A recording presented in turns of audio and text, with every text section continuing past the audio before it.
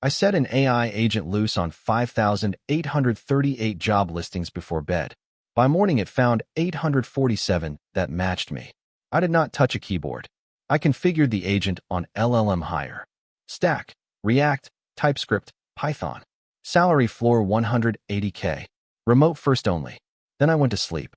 By 7 a.m., it had processed all 5,838 active AI job listings and surfaced 847 that matched. Ranked by match quality. Sorted by salary. Ready to review.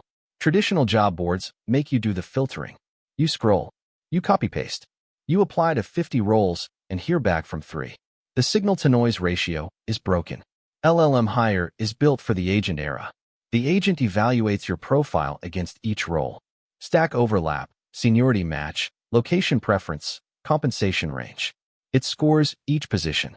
You wake up to a ranked shortlist. LinkedIn data shows AI job postings surged 74% in 2025. The jobs are real. The search process was the problem. 5,838 AI roles.